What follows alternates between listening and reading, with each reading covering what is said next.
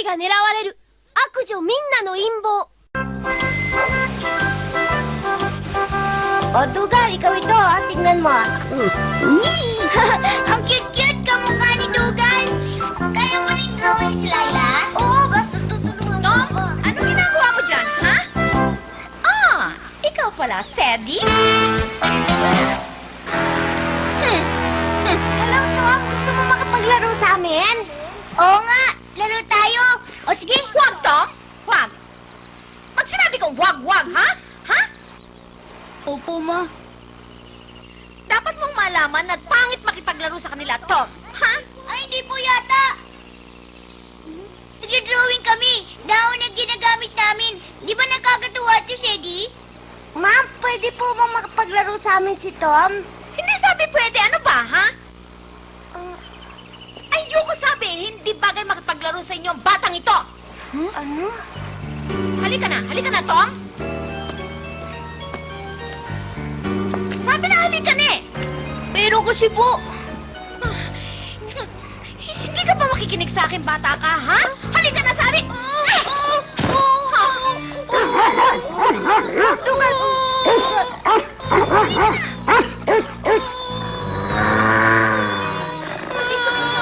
Tumigil! Halika na, sabi! Sinabi ko halika na, ha? Ang salbahe naman niya. Tumigil ka na, sabi! Ano ba, ha? Sorry po! Tom, ilang beses ko ba sasabihin sa'yo na mama ang itawag mo sa akin palagi? Ha? Naiintindihan mo ba? Para sa ang ginagawa kong ito, nauunawaan mo ba? Makinig ka, ha? Balang araw, ikaw ay magiging Lord Fauntleroy. Tapos magiging Conde ka. At yayaman ka ng husto. Liligaya ka, tayong dalawa.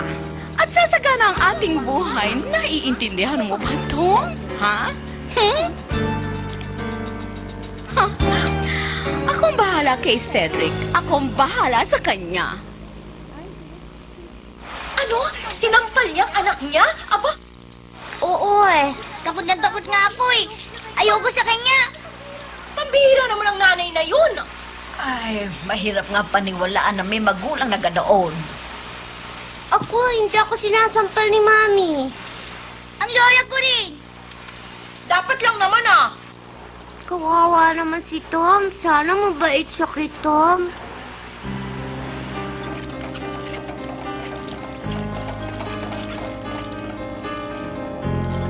Ano? Sinampal niya ang bata? Ano bang klaseng babae yun ang pinakasalan ni Bevis? Kaya ako siguro nagkahiwalay sila kaagad pagkatapos ng 1 taon. Oo. Dahil siguro hindi niya nagustuhan ang ugali ng babaeng yun. Havisham, may alam ka pa ba tungkol sa kanya? Nag-iimbestiga pa po kami. Kaunting pasensya pa po, mahal na konti. Kaya lang nag-aalala na rin ako para kay Master Seti. Anong ibig mong sabihin? Sa ngayon po kasi, wala pang ginagawa si Mina. Pero pag nagtagal, anong malay natin kung ano ang gawin niya? Bakit? Anong magagawa niya? Hindi ko po masabi, pero kapag nadesperado siya, baka saktan niya si Master Seti. Saktan si Sadie? Na hindi mahal eh. Sinasampal niya ang sarili niyang anak. Bakit hindi niya magagawa kay Master Seti? Jefferson, Po. mula ngayon huwag kang lalayo kay Sadie. Samahan mo siya kahit saan siya pumunta. Naiintindihan mo ba ako? Jefferson? Opo, mahal na konde.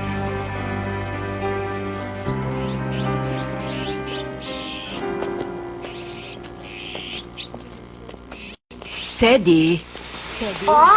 balita ko mahusay ka raw tumugtog ng flute. Mari bang tumugtog ka mamaya, ha? Opo, Lola.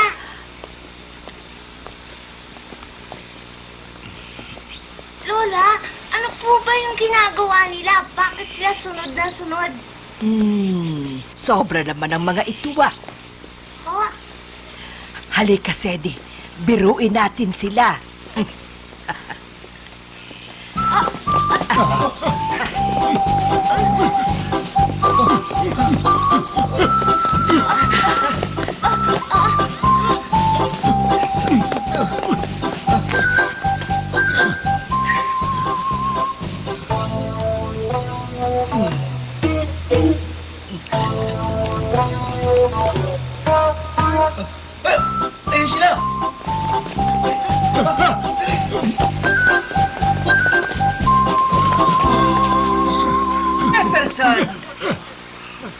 Nagulat kayo, ano, ha?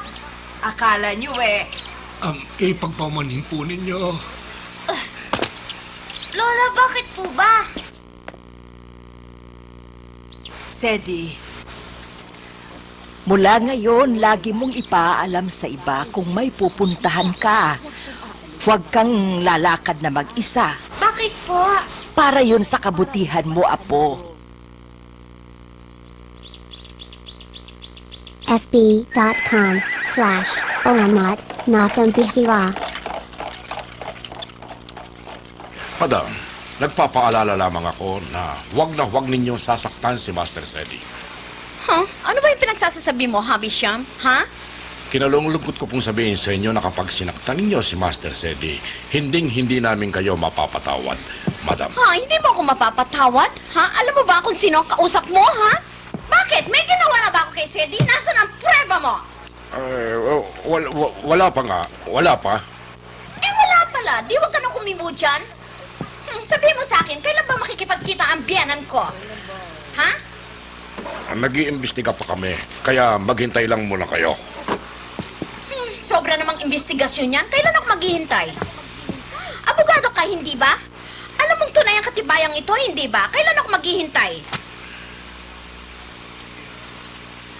Oo, alam kong tama kayo. Nakita mo na. Ako ang legal na ina ni Lord Fauntleroy. At ito ang katunayan. Kaya kalimutan mo na ang kalokohang investigasyon na yan, Mr. Havisham. Kalimutan mo na. Ha?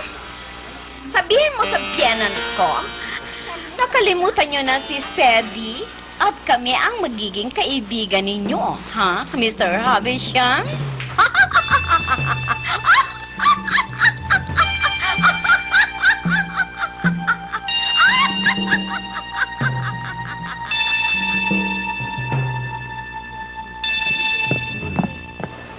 Napakabastos na babae. Gusto lamang niya ang inyong salapi, mahal na konde. Alam natin yun. Pero wala naman tayong magagawa. Ipagpatawad po ninyo. Ibig mo bang sabihin ay nananalo siya? Opo, sa ngayon. Lalo pa kung magdedemanda siya. Imposibleng manalo tayo.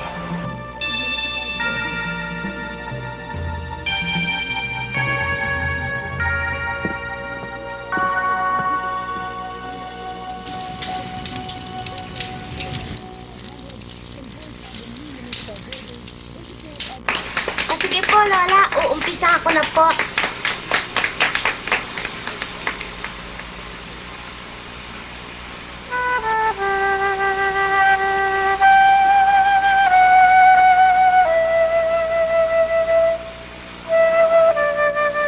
Aba, Ani Lori yan. Naalala ko na. Opo, yan po ang paborito noon ng kondesa.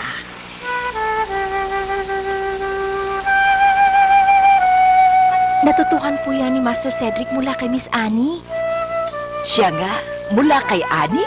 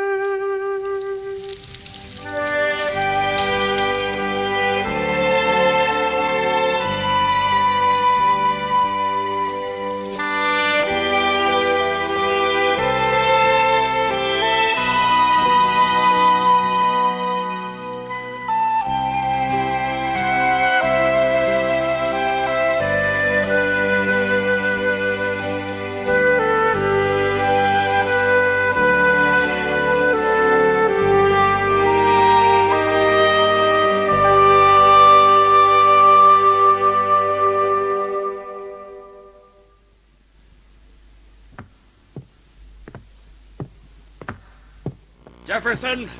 Jefferson! Tawag po ninyo ako, mahal na konde. Ihanda ang karwahe. Ngayon din. Opo, mahal na konde. Saan po kayo pupunta? Wala kang pakialam. Gawin mo ang inuutos ko. Hindi po. Tita, paano na po ito? Ganito, Colleen. Ganito po ba? Ang hirap naman pula nito. Sedi, hintayin mo ha. Para kay Sedi ba yan? Opo, para kay Sedi po ito. Sana magustuhan niya ito. Tuloy! Miss Annie, may bisita po kayo. Sino yan, Katie? Miss Annie, ang mahal na Kondi po.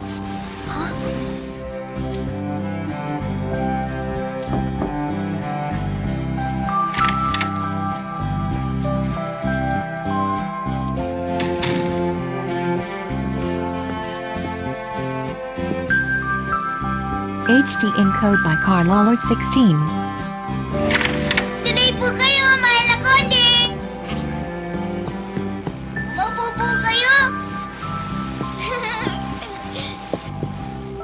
Colleen, teka.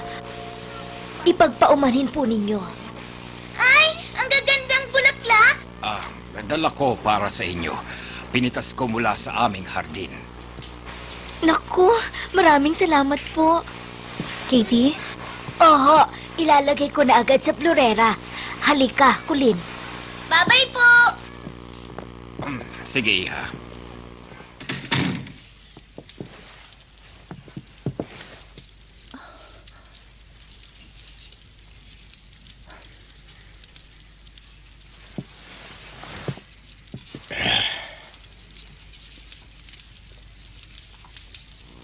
Kamukha mo si Sedi, hindi ba?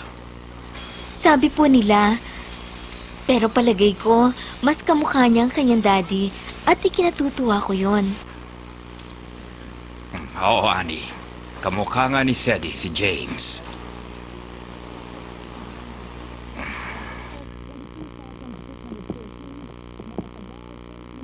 Jane, totoo bang magiging amo natin ang babaeng yon? Aba, hindi totoo yon. Ako, huwag ka maniwala doon. Pero sabi ng iba, totoo raw yun. Sino may sabi noon? Imposible. Tsaka alam mo ba, kawawa naman si Master Cedric tsaka ang mahal na Conde. Mahal na mahal nila isa't isa.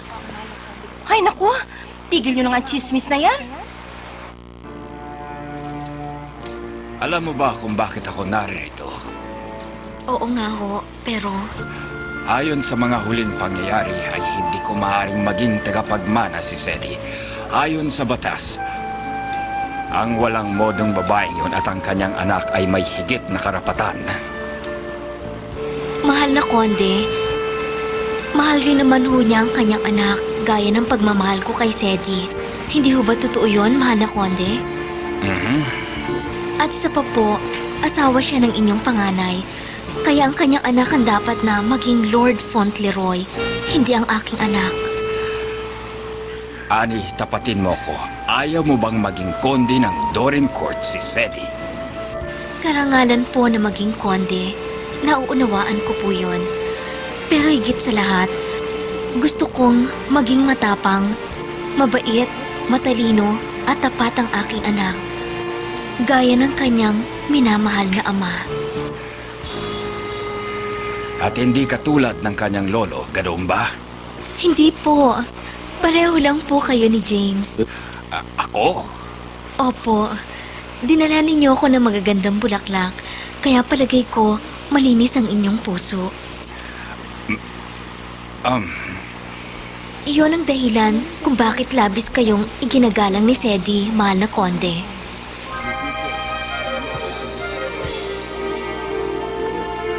Ani, kung malalaman niya ang dahilan kung bakit ayaw kitang patirahin sa palasyo ay igagalang pa kaya niya ako? Palagay ko po, hindi. Kaya nga po, hindi ko ipinaalam sa kanya ang lahat ng dahilan, mahal na Conde.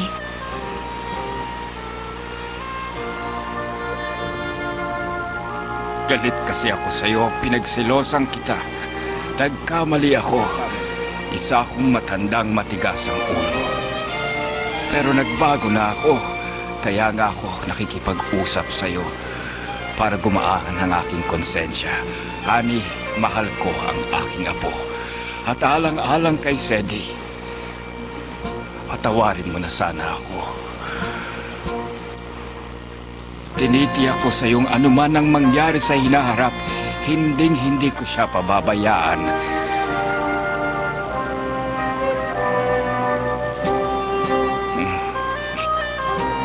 Honey, pinangangako ko na gagawin ko ang lahat upang si Sedi ay lumikaya. Palagay ko naman ho, maligaya siya ngayon sa kinaroroonan niya. At ako rin po. Papa.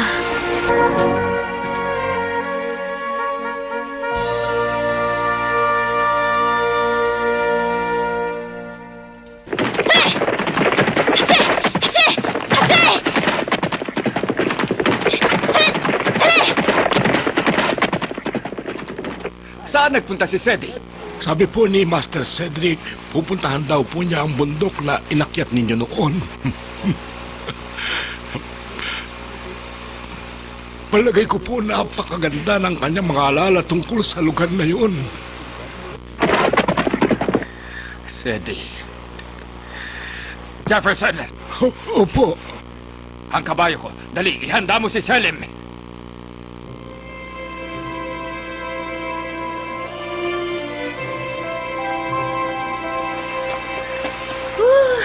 Ang sarap ng pakiramdam ko.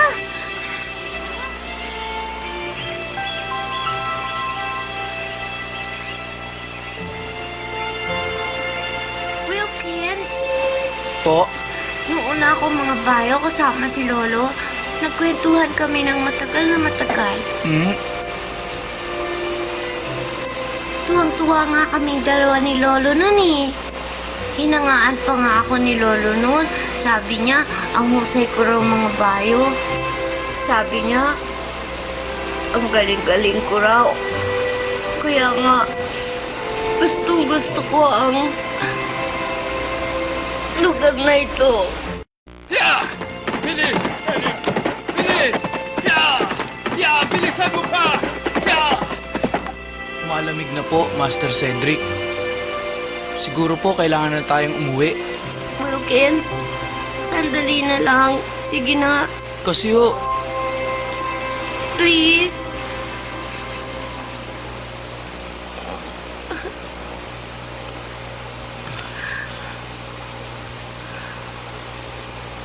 sige ho, sandali lang ho ah. Oh, salamat, Wilkins.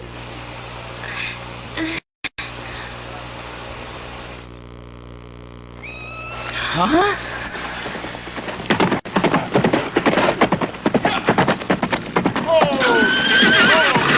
Lolo! Sedi! Ha? Lolo! Sedi! Lolo! Lolo! Apo ko! Pumunta po ako dito kasi noon itong lugar na una natin pinasyalan. Unang beses na kasama ko kayo. Masaya po ako noon kasi kadarating ko lang at saka kamamatay lang ni Daddy. Dito niyo ako pinasyal. Masaya ako noon, Lolo. Kaya nagbalik ako dito dahil malapit na tayo maghiwalay.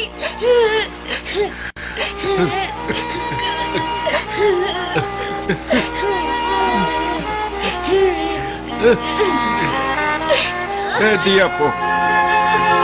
Hindi ka aalis, Sedi. Lagi tayong magsasama.